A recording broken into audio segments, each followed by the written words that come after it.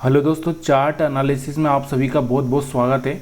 और आज हम जो चार्ट एनालिसिस करेंगे वो चार्ट एनालिसिस बहुत ही अच्छा होगा। थोड़ा सा मैंने इसको जूम किया है, छोटा किया है, ताकि मैं आपको और क्लियरली समझा पाऊँ। अभी मार्केट चल रहा है, अभी टाइम हुआ नहीं, 3:30 नहीं बजे हैं।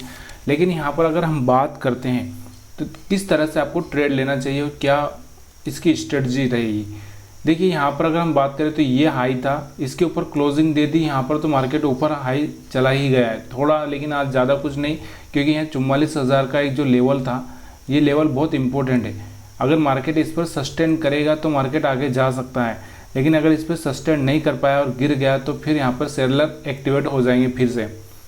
तो इसी आधार पर हम लोग आज बात करेंगे कि हमारा जो पुराना स्ट्रेटजी है, small N, capital N, M और डब्लू, ये 4 पैटर्न हम लोग फाइंड आउट करते हैं, यानी कि ढूंढते हैं।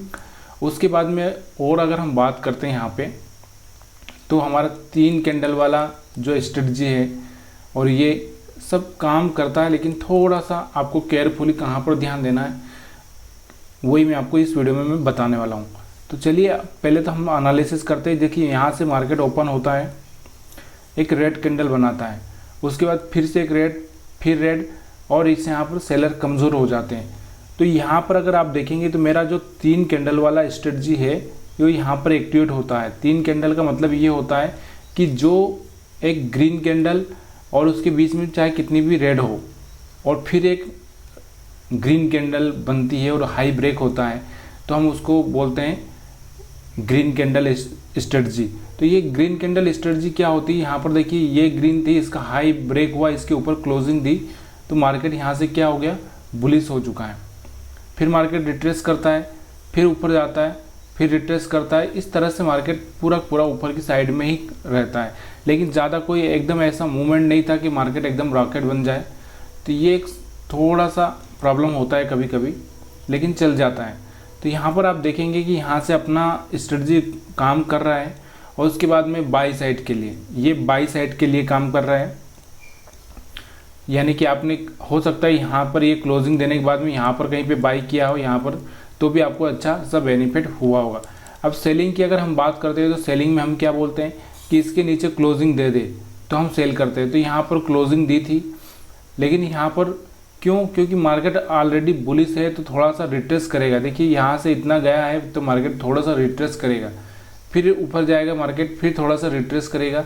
तो इस बात का आपको खास ध्यान रखना है, क्योंकि यहीं पे हम जाके फंस जाते हैं।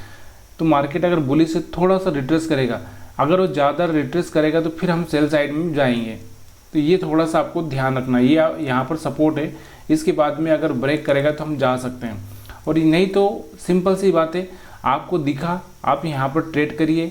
अगर स्टॉप लॉस हिट होता है तो जाने दीजिए। फिर से आपको यहाँ से बाई साइड में दिख रहा है, यहाँ पर देखेंगे अगर बाई साइड में, तो यहाँ पर ये और यहाँ पर ये ब्रेक हुआ तो यहाँ पर बाई साइड में जा सकते हैं। फिर यहाँ पर एक सेल साइड में आपको मिला होगा, कहाँ पर, यहाँ पर सेल साइड में आपको मिला होगा, तो यहाँ पर भी आपने सेल किया होगा, तो यहाँ पर भी स्टॉप लॉस हिट हुआ होगा। तो ये सारी चीज़ें ना थोड़ी सी आपको केयरफुली इस बात पे ध्यान देना है कि मार्केट रेंज बना रहा है या फिर किस तरह से काम कर रहा है, वो थोड़ा सा समझना होगा। पहले तो मैं आपको एक चीज़ बताता हूँ, उसके बाद में हम लोग सारी चीज़ें करेंगे। देखिए मार्केट अगर बुलिश है तो मार्केट कैसे जाता है, इस तरह से मार्केट चलता है। यानी कि ये जो उसका लो है, ये स्विंग लो है। कौन सा स्विंग लो, ये भी स्विंग लो है, ये भी स्विंग लो है, और ये भी स्विंग लो। दूसरा क्या, एक सपोर्ट है। ये जो सपोर्ट है यहाँ पे, ये सपोर्ट है। ये सपोर्ट जब तक ब्रेक नहीं करता तब तक हम लोगों को सेल साइड में नहीं जाना है। ये इस बात का आपको खास ध्यान रखना है, क्योंकि मार्केट अगर बुलिश है तो आप सेल साइड में जाएंगे तो यहाँ से आपको थोड़ी सी प्रॉब्लम हो सकती है। यहाँ पर क्या प्रॉब्लम हो सकती है, क्योंकि यहाँ पर आप फंस सकते हैं। और मार्केट जब बेरिश है तो बेरिश मार्केट में भी आपको ये ध्यान रखना है कि ऐसे रिट्रेसमेंट में आपको कभी भी बाई नहीं करना। देखिए यहाँ पर ये रिट्रेसमेंट हुआ, इसके बाद आप बाई कर लेंगे, यहाँ पर बाई करेंगे, यहाँ पर बाई करेंगे, तो फिर आप फंसेंगे, क्योंकि यहाँ से ये रेजिस्टेंस, यहाँ पे रेजिस्टेंस है, यहाँ पे रेजिस्टेंस है, जब तक ये रेजिस्टेंस ब्रेक नहीं करता तब तक आपको बाय नहीं करना है। तो ये सारी की सारी चीज़ें आपको ध्यान देनी पड़ती है। तो यहाँ पर देखेंगे मार्केट बुलिश था, यहाँ तक गया, फिर रिट्रेस किया, ऊपर गया, फिर यहाँ से रिट्रेस किया, इस तरह से मार्केट रिट्रेस करके ऊपर गया है। अब यहाँ पर आप देखेंगे कि यहाँ पर एक सिस्टम बन रहा है। अब मैं यहाँ पर लो लगा देता हूँ, अच्छा आपको थोड़ा सा पसंद समझ में आएगा। तो यहाँ पर एक ये लो है, उसके बाद एक ये लो है, एक ये लो है, और उसके बाद में अगर हम बात करें तो ये भी लो है, ये भी लो है, ये भी लो है, और ये भी लो है, ये भी लो है।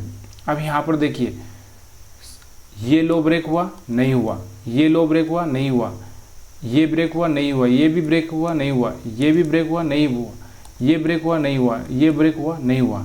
जब ये कोई लो ब्रेक होगा तब जाके हम लोग उस चीज़ को एक्टिवेट होंगे, यानी उस चीज़ को हम देखेंगे कि यहाँ से मार्केट में हम सेल करें, बाय करें। लेकिन जब तक आपको सेल बाय नहीं करना है।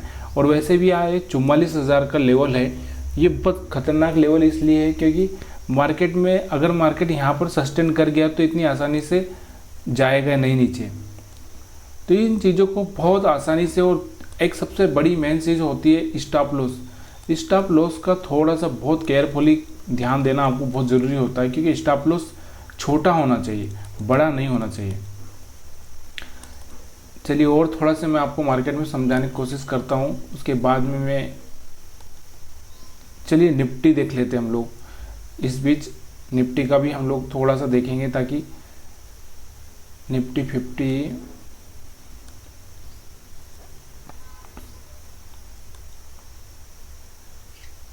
तो ये निफ्टी 50 का भी मैंने लगा दिया है यहाँ पर। इसमें एक अच्छा सा मूव मैं आपको जो समझाने की कोशिश कर रहा था वहाँ पे मैं आपको ये समझा सकता हूँ। देखिए यहाँ पर एक लो ये था, यहाँ पर लो था, उसके बाद एक यहाँ पर लो था। अब देखिए यहाँ पर एक ये लो ब्रेक हुआ है, ब्रेक होने के बाद एक अच्छा सा मूवमेंट दिया है। यहाँ पर भी एक मान सकते थे, यहाँ पर भी एक लो था, लेकिन यहाँ से थोड़ा सा रिट्रेस करके मार्केट ऊपर गया है, तो यहाँ पर भी एक इस तरह से समझ सकते हैं। तो यहाँ पर जो मेन चीज़ वही मैं आपको बता रहा हूँ कि मार्केट रिट्रेस कितना कर रहा है। रिट्रेस के आसपास आपको देखना है कि यहाँ से देखिए ऊपर गया, थोड़ा सा नीचे आया, फिर मार्केट यहाँ पर गया, फिर थोड़ा सा नीचे आया, फिर ऊपर गया, थोड़ा सा नीचे आया, लेकिन फिर से सेकंड पर यहाँ पर वापस ऊपर आ चुका है। अगर इसके नीचे अगर ब्रेक कर जाता तो फिर हम लोग सेल साइड में जा सकते थे। फिर यहाँ से बाई साइड में ही सिग्नल आपको मिल रहा है, मार्केट बुलिश है, बाई साइड में सिग्नल मिल रहा है, मार्केट बुलिश है। तो जब तक आपको मार्केट बुलिश है और कोई स्विंग लो, कौन सा लो, स्विंग लो नहीं तोड़ रहा है, स्विंग लो, तब तक आपको कुछ भी नहीं करना है, क्योंकि इसमें आप फंस भी सकते हैं। सारी चीज़ें हैं ना, ये सारी डिपेंड करती है कि आपको एक्सपीरियंस कितना है, और आपको एक्सपीरियंस कब आएगा, जब आप ट्रेड करोगे तभी जाके आपको एक्सपीरियंस आएगा। या आप थोड़ा सा, मैं आपको पहले ही बोल चुका हूँ कि अगर आपके पास में ज़्यादा पैसा नहीं है तो आप 1,000 रुपये लगा कर भी आप इस चीज़ को फॉलो कर सकते हैं। कैसे कर सकते हैं कि आपको सिर्फ और सिर्फ ये देखना है कि मेरा स्ट्रेटजी कहाँ पर बन रहा है। मेरा जो यहाँ पर देखना, मैं हमेशा आपको एक ही चीज़ बोलता हूँ कि अगर यहाँ से देखिए, ये हमारा यहाँ पर एक सेटअप बना, तो यहाँ पे बाई साइड का सेटअप बना। फिर अगर हम बात करते हैं सेल साइड का सेटअप, सेल में हम क्यों नहीं जाएंगे अभी, क्योंकि मार्केट ऑलरेडी बुलिश है, इसलिए यहाँ पर फिर से एक बाई सेटअप बनता है ये वाला। तो यहाँ पे फिर यहाँ पर भी एक बाई सेटअप बनता है।